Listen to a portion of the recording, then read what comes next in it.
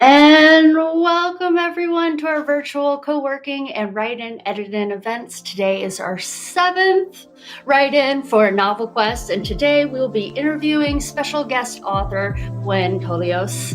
But more on that in just a second. I'm Coral Sands, author and one of your quest guides for today. And I'm Ansley Ashe with a tiny touch of a cold, so sorry about my voice. Author, and I am a quest guide as well. I love writing events. Being a quest guide is a lot of fun, and I want to warn you that when we host, we post prompts followed by short bursts of break time so it can really be productive. Think of this as a 1-hour marathon of working on your story. We are live on YouTube, but feel free to watch the VOD so you can pause if you need more time. Don't forget to subscribe, like, and do all the fun algorithm stuffs. Heads up, we do our November events on Sundays at 11 a.m. Central and Wednesdays at 6 p.m. Central. And we have the fabulous Grocer Daily going to be on the 26th. So we're really super excited about that. Today we have Gwen Tolios with us. Gwen is a queer author from Chicago who lives with a cat that refuses to cuddle. Shame on you, cat. She writes primarily fantasy short stories, but also has a sapphic romance. You can catch her social media. She's got Instagram, Blue Sky, and Tumblr as Gwen Tolios. And her website is www.gwentolios.com. And her current Substack serial, Chicago's Grimm, is a retelling of Grimm's fairy tales in Chicagoland. I follow her on Substack. If you are not following her on Substack, you are really missing out. This series is fantastic. I cannot wait for it to land in my e-box. Cannot recommend this thing highly enough. Welcome to Writing Quest, Gwen. How are you? I am doing well. Thank you for having me. Okay. So we're just gonna start from a very general perspective, and then we'll get a little bit more in there.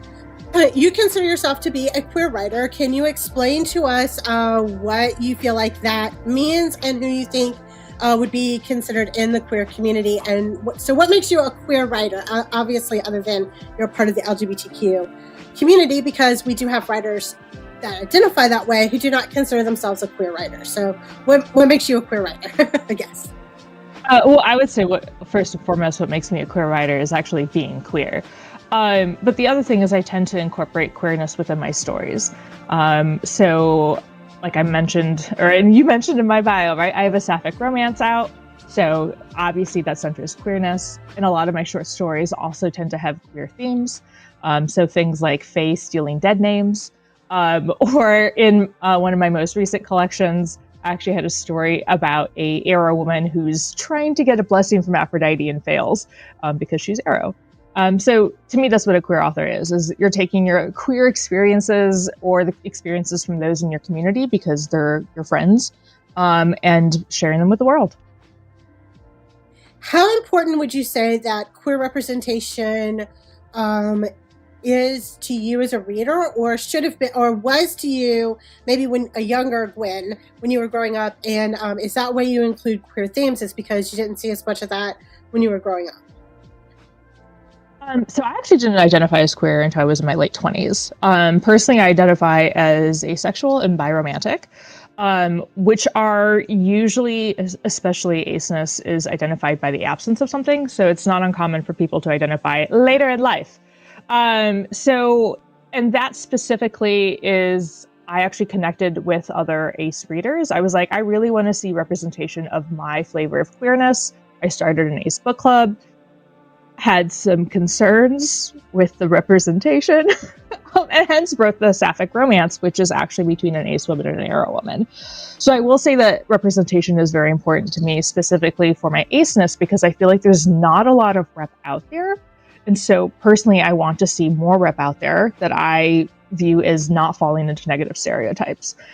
So very important to see that representation. I would like to see more of it for younger folk so they can figure themselves out earlier.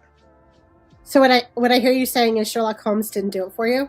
Is like, that's not really ace, you know? Like, yeah, well, I mean, it's kind of, I feel like there's different flavors of representation, right? So there are flavors where you could headcanon a character as identity. I feel like that happens a lot with characters like Sherlock Holmes, or to use a more modern example, Katniss Everdeen.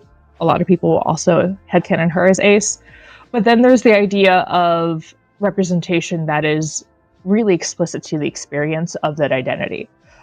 You wouldn't necessarily say that for Sherlock Holmes. I feel like some people have done a straight reading of him. Some people have also done a gay reading of him versus an ace reading. If it's not explicitly stated in the text, then there is always open for interpretation. But having someone who is actually confirmed by the author to be ace is really powerful. So more of those representations is what I'm trying to include into the word. Agreed. Although anybody who does not want to say that Sherlock Holmes is not canonically ace has not properly read every single story. I can't tell you the number of times John Watson, a physician, states that the man has like no interest in sex. Like his mind just doesn't work that way. Is like over and over again, John Watson says this. So I would say that Sherlock Holmes is canonically ace.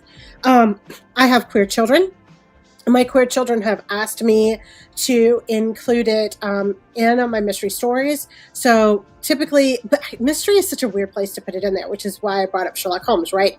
Because unless there's a conflict in the romantic relationship, there's not typically space to talk about it, right? Because if it's not central to the plot, why are you talking about it? I mean, you don't talk about like the happy marriages either, right? So like I feel like ace gets underrepresented in mystery a whole lot, and then queerness, but then you're into the typical queer stereotypes. I try to work really hard against that. One of the things my bisexual oldest child wanted was authentic representation of bisexuality in there, and I have to say, like, I have it in a couple of places and it just goes right over people's head. Like, they're just like, that's not a real thing. So how is it, because you draw on personal experiences? Do you get that pushback, I guess, is my biggest question. Do you get the pushback that, like, what you represent in your fiction isn't a real thing from readers? Or do you attract the kind of readers that are, or is it a combination of both, that are open, that want to see it? So I would say that I attract readers who want to see it. I have yet to have someone tell me that the queerness has gone over their heads. Will admit that I have a few stories that have been subtle in terms of like the action. Like I had some people not even realize that there was a marriage at the end of the story, and they're like, "What?" I'm like, "Okay, not everyone knows the term hand fasting." Noted. But I purposely try to make my stories explicitly queer. So it's not as simple as saying someone isn't as interested in sex, to use an ace flavor, but to say someone is actually asexual.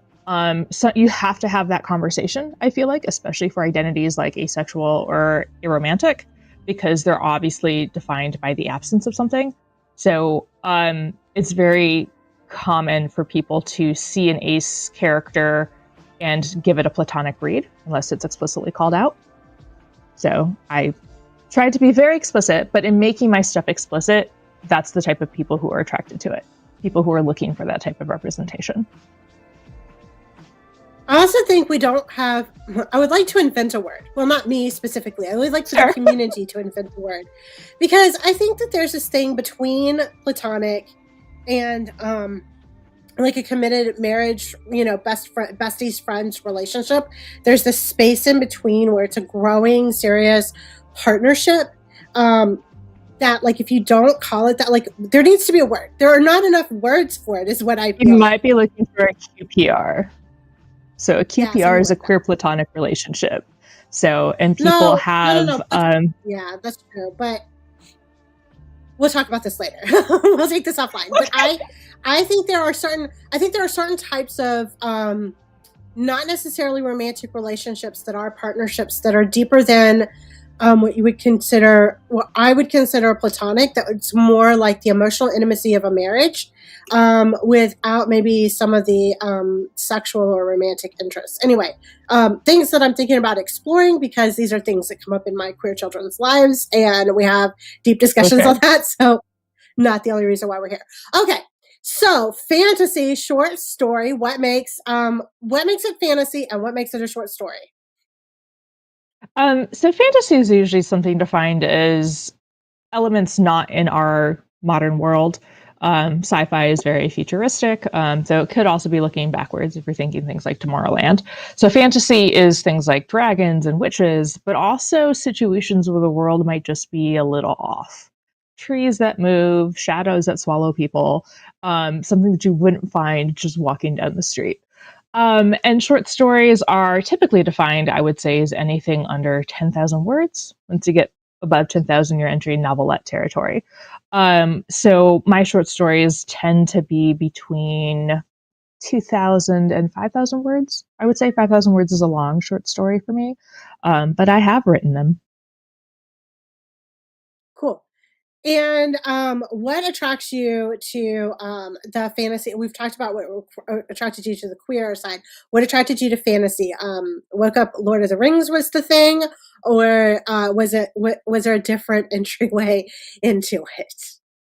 It's been like a developing thing. I will say, back when I first started writing, I did a lot more science fiction than I do now, but I've always had a love for mythology. And so hence why like my current Substack serial is based off of Grimm fairy tales. And part of it's probably because of my Greek heritage. My mother is literally named after a Greek goddess, so I had to lean into that. I discovered Arthurian legends pretty early as a child, so I think, children's books in the 80s for that. And it's just been a genre that has stuck with me, and so I tend to do a lot of writing. I also love to world build. And world building in fantasy just feels a little more fun to me than the world building in science fiction, because my brain starts to work and I'm like, oh no, I need it to be plausible. So I have to do scientific research, and I don't have to bother with that with fantasy. Because you make up the rules as you go along. Exactly. This is exactly the reason why, before I switched over to the mystery genre, why I was in fantasy. I was like, elves and magic. Do I need a plot device? Magic works. Yeah. So, and it was so easy to use it as an allegory for other things that I wanted to talk about. So, I did find that. Okay, so we're gonna move on. Where is your favorite place to write? Oh, so I like to share the love. So I am within walking distance of like 7 coffee shops. And so I like to walk to any of those. And then I'll sit and I'll write in a coffee shop. So I actually wrote in a coffee shop yesterday. This morning I went to a coffee shop not to write, but to read a book. But it's nice. I feel like if I stay home, I can write, but then I get very distracted by, staring at my cat, chores, or even just other tabs on the internet. But if I go to a cafe, then it's a mental space in my brain. And so I'm like, okay, writing time. Several of the cafes also only know me as Gwen. That's fair enough. Which I would love to go write with you in a cafe, but we live too far apart for that. So like, small sad. This is a thing I picked up from my kid. So the big sad is something that you would not normally be sad about, but it's like, it's a that moment situation, right? So it's like, oh, your favorite TV show was preempted for a presidential speech. That's the big sad, right? And the small sad is like something that you would actually really be sad about. So anyway, just inside my head, things that we're talking. What do you find about a coffee shop? So we're asking a lot of people where their favorite places are to write. What is it about being out and about in a coffee shop that you find? What is in that atmosphere that you find stimulating? Do you know? Can you put your finger on it? Some people can, some people can't. So I think part of it is that mental space. So there are so many things that happen within the walls of my own apartment that it's hard for me to say this is focused writing time, is because all of those other things are crowding into my head. If I'm going to a cafe for a very specific reason, that helps. I think what also helps is I can unofficially have the other people in the coffee shop be my body doubles. I don't have a partner, so I'm at home and it's just my cat staring at me. But at a coffee shop, there's always that risk of someone looking over and seeing my computer screen, and they should be seeing my Word document instead of me like browsing Google or my email. So it's the accountability of like the stranger, the mental accountability. Yeah. Not that it happens, but like the fact that it might. Okay. So next up, very, very controversial topic here on Writing Quest. What is your favorite writing snack? Are you salty? Are you sweet? What's your deal? My favorite writing snack is actually a latte. I tend to not eat, but I'll drink when I write. And so I tend to go for the sweeter lattes. So give me like a vanilla one. Today I had a honey latte. There is a coffee roaster near me that does a really good like an Irish cream latte. So I would say a sweet drink would be my writing treat. Okay, so Coral, if we ever do a Writing Quest like in-person live stream, we have to have like we need to find a coffee shop that's going to let us live stream Writing Quest from there, and it's me, you, and Gwen, someplace where we can There's like one try coffee near me that actually has a bookable private room. Oh my goodness! Ooh. Like this sounds like listen. So we need all of our regulars to start sharing this out here because maybe that's what we'll do when we'll hit 1,000 subscribers. That sounds like fun. Okay. All right. So we do get like the difference between salty and sweet. So like those different cravings, and sweet tends to win out. I personally am popcorn, right? Like I need with like obviously a butter on it because I need some fat and I need some salt and some volume and just like something to keep my brain busy. But sweet tends to win out. And I think that's because of how much brain work goes into it. And I think the brain just craves like that stimulation. They want like you're running out of energy and the brain wants that upper, I think is what that's for. I know. I also, because my writing group will frequently do like bar writes, so like French fries and all of that stuff. But I don't like eating finger food when I write because like popcorn, like I kind of cringed when you said that, Ansley, because I don't want the butter to go from the popcorn to my fingers to my keyboard. Like, no, give me something that I can eat with a fork, which is going to be like pasta or maybe a slice of pumpkin pie or, a drink. I meant when so this is just a tip for those of you who like who greasier foods and maybe your finger food writing, you take a napkin, put your napkin over your keyboard, and so that keeps the stuff from getting there. That's Do just you what I do, blind but type over a nap? yeah, because you should have little bumps on there that tell you where to put your fingers, and you should be able to feel them. Oh, this is where Ansley reveals Ansley had a blind mother, and so she learned how to do this. So, like, not only should you be able to blind type, you should be able to feel through your teeny tiny. A cloth napkin is not going to work. It has to be paper. It has to be single ply, so you can feel your little bumps, so that you put your fingers in the right place. You Like should that be able makes to sense type 'cause without looking. yeah, blind typing is what I do. It kind of freaks people out at work, right? If I'm looking at them having a conversation while I'm typing notes and they're like, "What are you doing?" Yeah. But I've never done it with something over my keyboard. Okay, experiment of the weekend, I guess.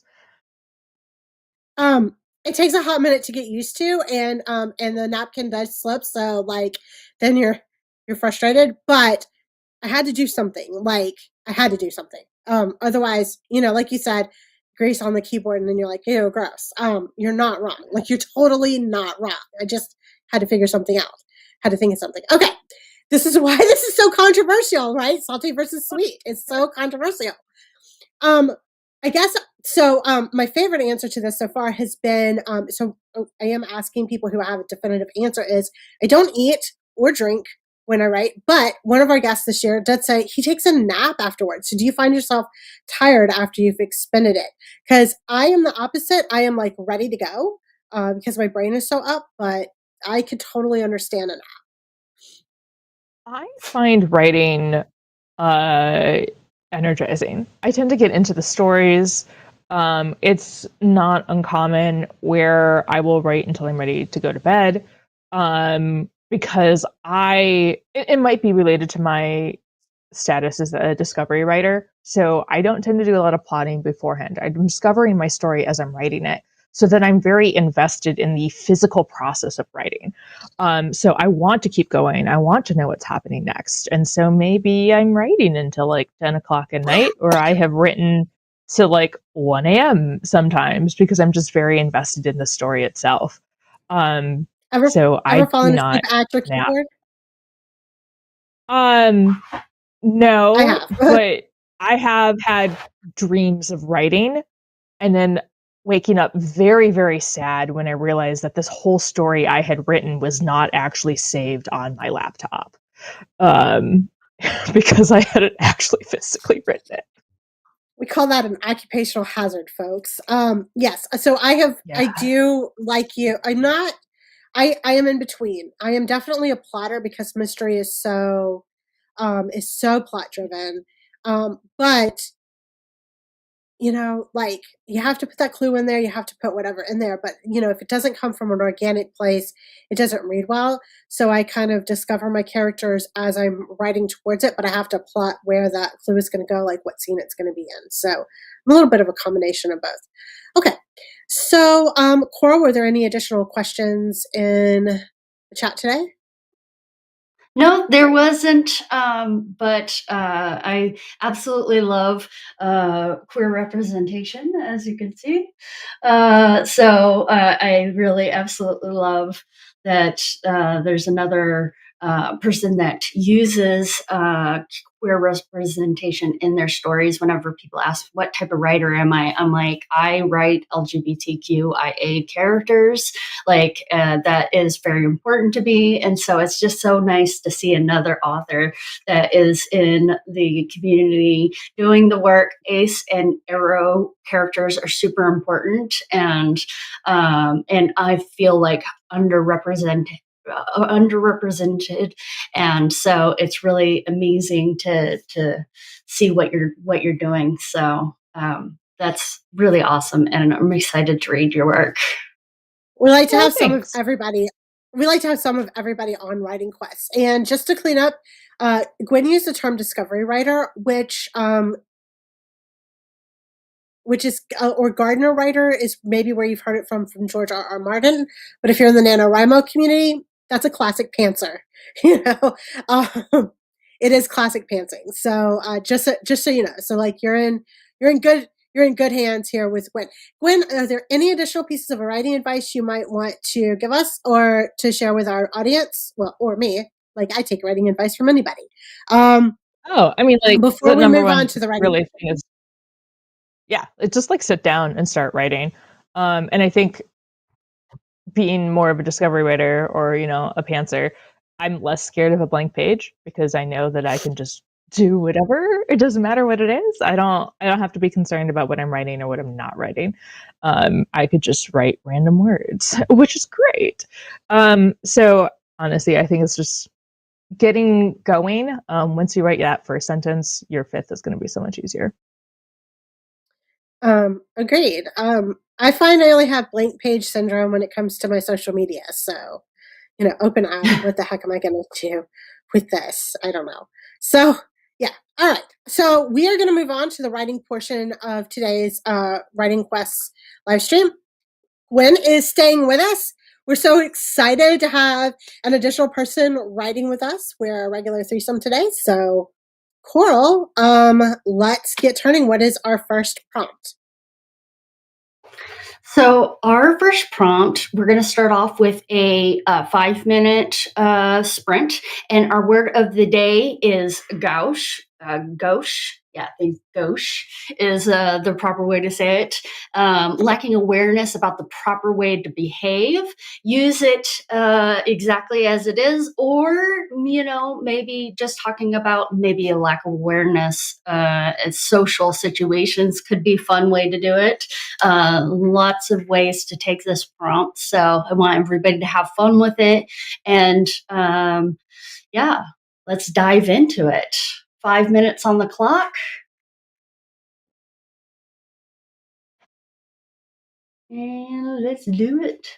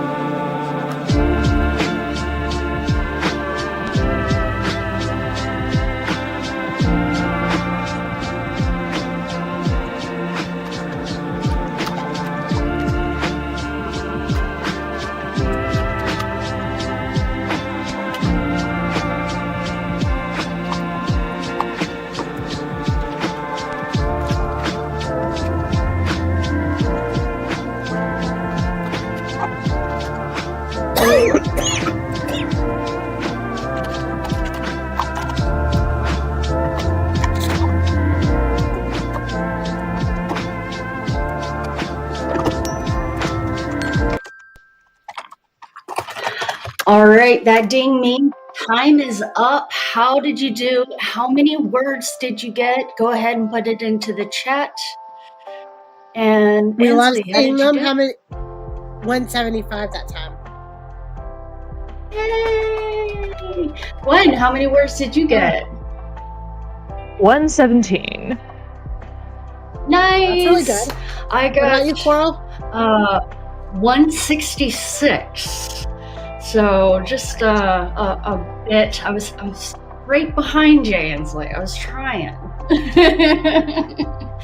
We've been writing together now for a year, and so I feel like I'm slowly eking onto you, the getting the juices going. I'm slowly this regular discipline thing is becoming a thing with us. Okay. I'm totally going to take credit for that, even if it has nothing to do with me whatsoever and everything to do with your creativity. Okay. Absolutely. What did your character feel gauche about, Gwen? Attending a knighting ceremony that was oddly religious. Oh, that is a Absolutely. great thing. My character has a debate coming up. We are totally worried about, every little thing being gauche. So we are definitely having a conversation about this. It's great. Coral didn't know I was going to be writing the debate for debate prep today. So, Coral, as always, on point. Yes, my prompts. I knew I was telepathic and just knew that you needed this prompt in your life. Regular viewers will know that Coral surprises me with the prompt every single day. So I'm really happy about this. Go ahead, Coral. How are you? What were you gauche about? Or your character? My character actually just didn't know how to interact with the people in the room, and so I used it more as an opportunity to talk about their social awkwardness in being the only prey animal in a room full of predators. So for those that don't know, I'm writing a shifter romance, and so it is a fun little romance that is very cheesy, and I'm having a lot of fun writing it. This is the place where Ansley inserts her weekly plug to please be the beta reader here. So my main character is non-binary, and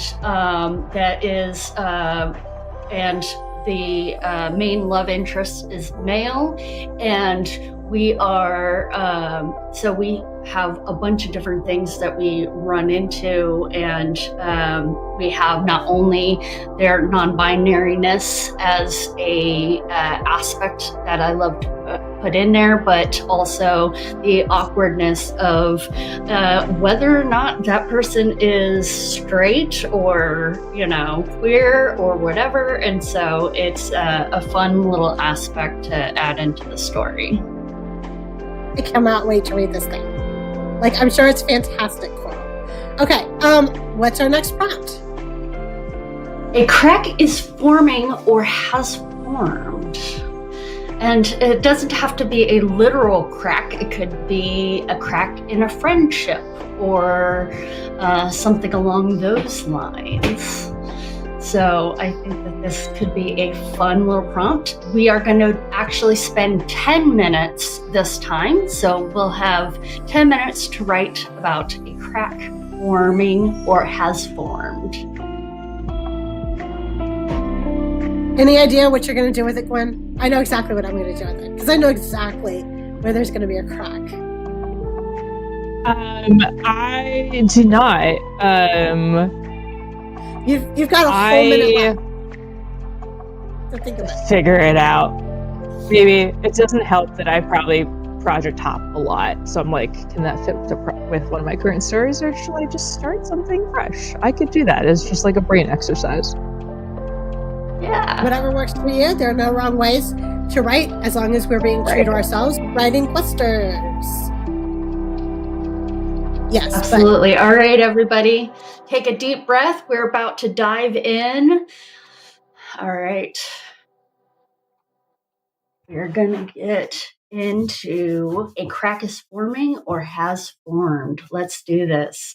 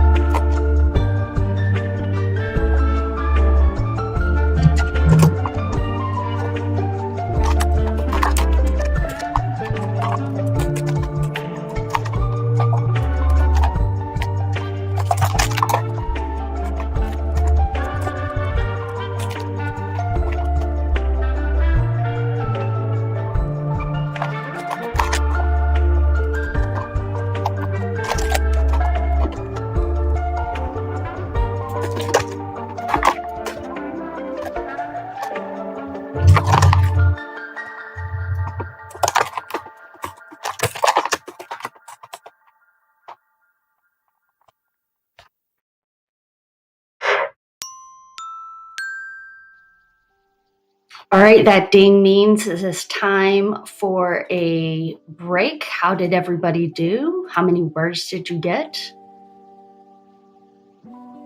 I got, excuse me, I got 300 that time. So, me and my cold. I'm close. 293. Yay! I'm What about you, Cole? I'm so close as well. I got 299. Oh, wow. Look at us. Nipping on your tail. There we go. All right, Yeah, Gwen, so how did you apparently use... I'm not gonna have a voice left, so we're gonna let Gwen talk about all of her work today. Go ahead, Gwen. What kind of crack was it? Unfortunately, I didn't quite get to it, but I was trying to write a scene of attraction between two of my characters, and so I wanted someone's tolerance and tension to crack, and actually force confession, but we're not there yet. The buildup is too long, I suppose. Just I love it. it's juicy. So cool. Too long? There's no such thing as too long. It's just juicy. It's there. I mean, well, like I said, I can't write slow burn because I write short fix, so like it needs to happen faster. But that's editing. That's editing. One, that's editing for you, and two, no such thing in a first draft as doing it wrong. So it just takes what it takes. The story wants to be what the story is. So there you go. All right, Coral, where did the crack show for you?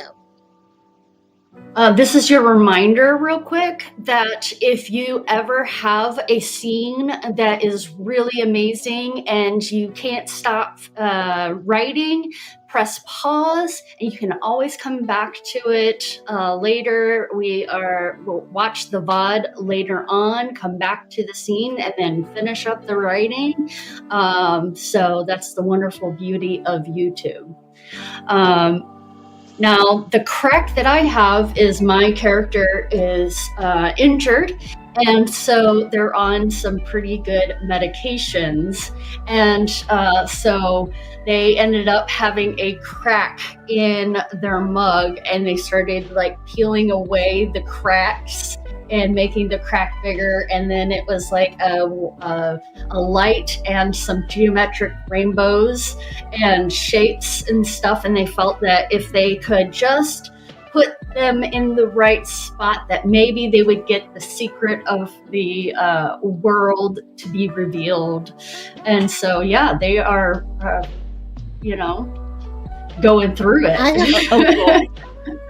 I have not.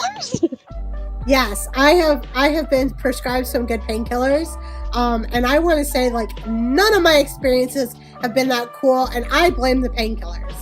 Like, this is wow. Okay, that is amazing. As you know, weird dreams, but not like real life trips. yeah. So we're doing a thing where I have a crack in mind. When I was fun story, when I broke my leg, the emergency doctors put me on some very interesting life-saving drugs, and this is from a real something that happened to me. So I was like, this is perfect. I can use this from my experience. So sorry, Ansley, tell me about what you're writing. No. As we know, like, there's a crack in both campaigns at the same time. So we're doing the mirror thing. That's because that's the way that's going. Absolutely. All right, next prompt. I love it. We've got like 30 seconds to explain the next prompt and to get into it. All right. We're doing another 10-minute sprint, and someone says something they don't mean, but do they? So a gaffe in politics is where somebody accidentally says what they really mean out loud, and then they have to like deal with it. So I sense a gaffe coming on. Prompt work well. Yeah. Coral is like so attuned to me. Seriously, like you would think like she is like inside, like she has access to inside my novel, and she does not. Like what I need next. So she's just amazing at this. Thank you. See you in 10. All right. See you in 10.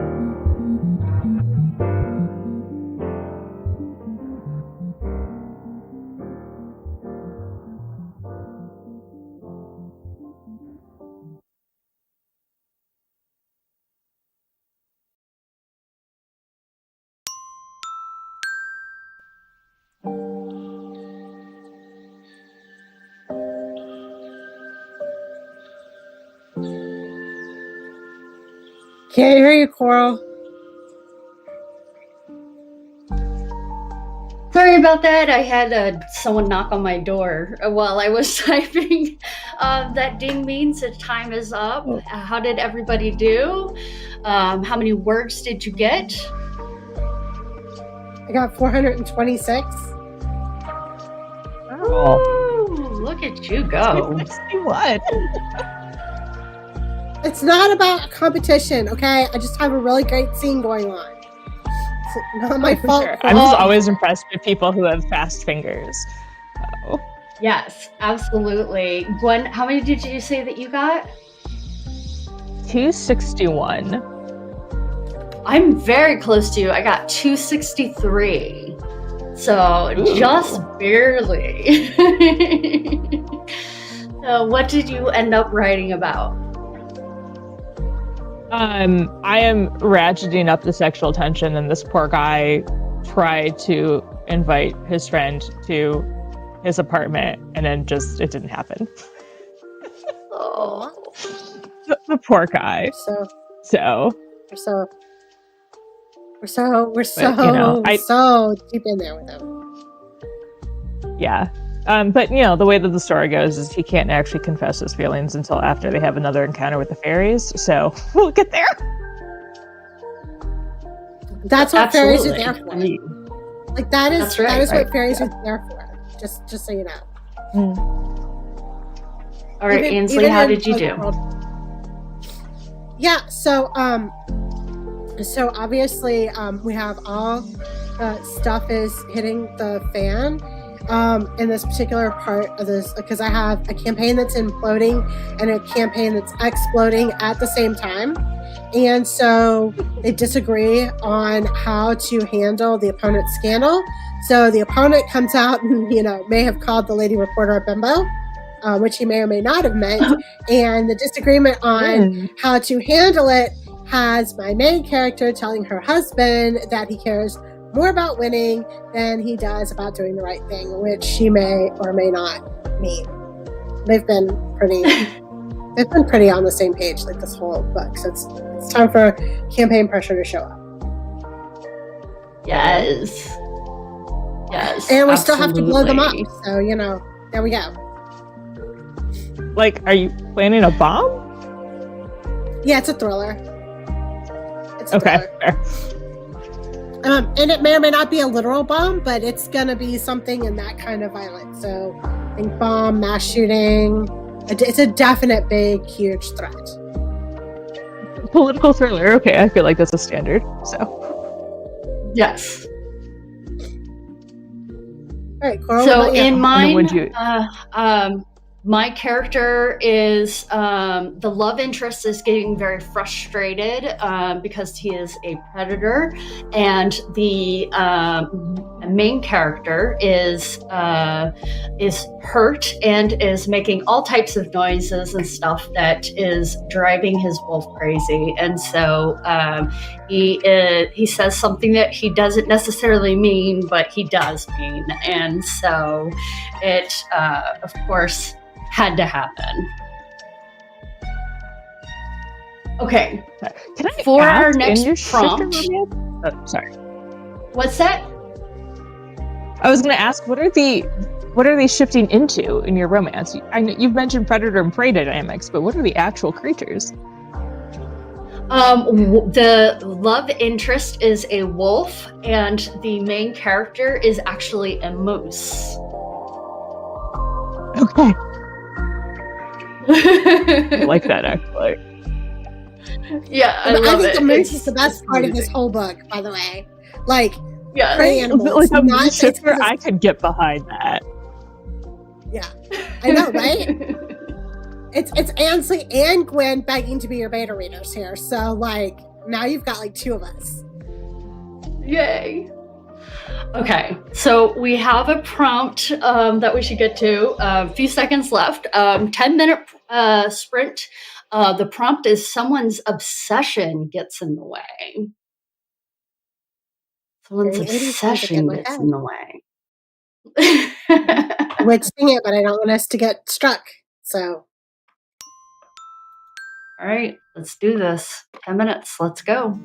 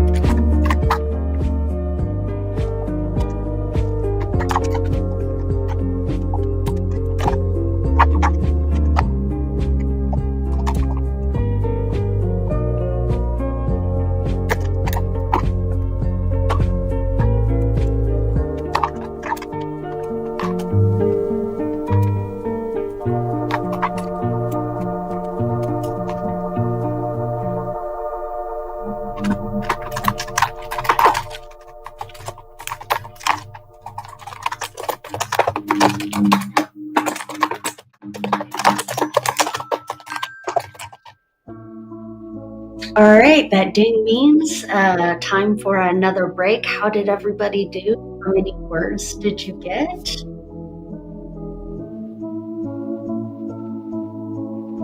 I got 347. Woo! Okay, 292. So I am very consistent. Yay! I got 342. Nice. Nipping at your heels. Nipping at your heels. There we go. Yeah. Sometimes the words just word, and sometimes they don't. But that's okay. Every word matters. Every word counts. Every word matters. Start a petition though that words that are hard to get should count twice. Right? Sure. All right, Gwen, what did you end up writing about? What obsession got in the way? So the love interest really wants to go back and see if he can convince the fairies to give him more gold. We'll see if that goes well or not. But that's his current obsession, is he wants free money. So if the fairies give it to him once, why wouldn't they do it a second time? What could go wrong? Right. Possibly go wrong with that. Right. Okay. This is actually a Grimm's fairy tale that doesn't end poorly, so. Oh, interesting. I do remember. I have that one in German. Yeah, I have that one in German, so yeah. It's one of the very few. And some of them are very strange too, but that's beside the point. I love Grimm's fairy tales. They're awesome. So, my main character's mother, we're on stage, we're behind scenes just before the debate, and she is obsessed with every single detail of making sure her daughter's hair is in place, and is her jewelry right, and is her bow straight, and is everything right. And she's obsessive, and all her poor husband wants to do is give her a kiss to wish her luck to go on stage, and he can't get in because mom is there. So tension. Yes. We love this. We love to hear. Absolutely. So the obsession that I came up with is the main character is apparently, because they are bored and not really sure what to do, was introduced to the books that the love interest had, and has actually started reading so much that they're delaying taking their meds. And then delaying taking their meds means that they're making more noises and stuff because everything hurts and stuff. And that is driving the love interest crazy. This is also leading to some introspection. So we have some really interesting back and forth between the two characters.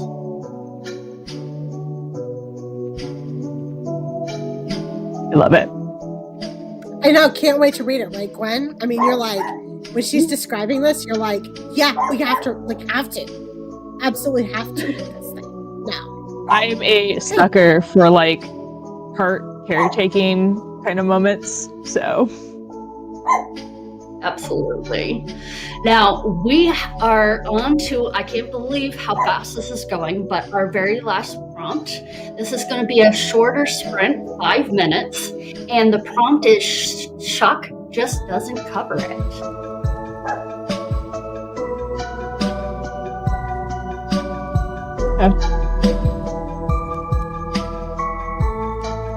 Evil smile. I know exactly what I'm going to do. Don't know how many words it'll be, but I know exactly what I'm going to do. I'm wondering if I could get to what I am now imagining in 5 minutes, but yeah, I can see where this is going. Right, and that's where your brackets come into play.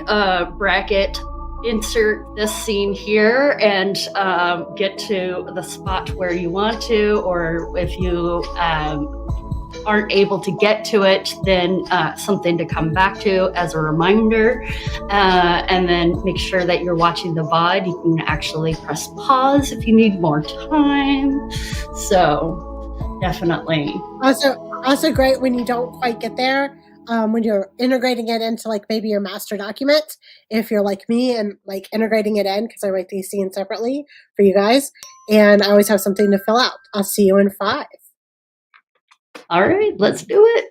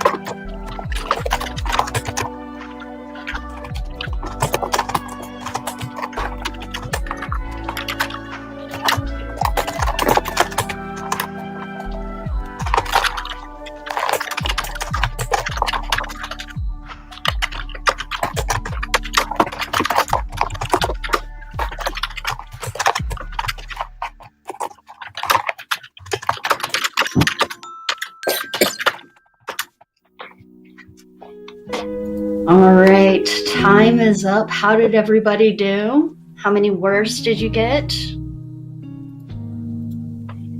139. How about you? Gwen? I actually ended up doing 160, so more than I expected. Nice So. job. Nice. We got a whopping 163. I'm really excited. I'm in last place. There we go. All right, time is up, everyone. Fantastic work. During our next event, we are streaming Wednesday, November 26th at 6 p.m. on the Writing Quest YouTube, where we will be interviewing the fabulous Gertrude Daly. She's going to be back to talk about all of those Easter eggs that are in the tracker. If you've not yet downloaded the tracker, do so. Start putting the stuff in there. Start finding those things. We are so excited to have her back this month. And while we're at it, thank you so much to Gwen Tolios for showing up today. We have left a link in the description below to all of her social medias. Make sure you follow her on Substack. It is well worth the read. Oh, thank you. I had fun writing with you all today. Oh, thank you so much. Our ending quote for our November challenge. Remember, even if you don't make your goals, you're attempting a huge challenge. It's not easy, or else everyone would be doing it. We believe in you. And if you want to keep in touch, you can join our Facebook group, which is called Writing Quests. Before we go, we must thank our amazing producer, David McInnes. We couldn't do any of this without him. Thank you. And in the description, you'll also find links to our social media. If you like this content, please like, comment, and subscribe. Bye. See you next time.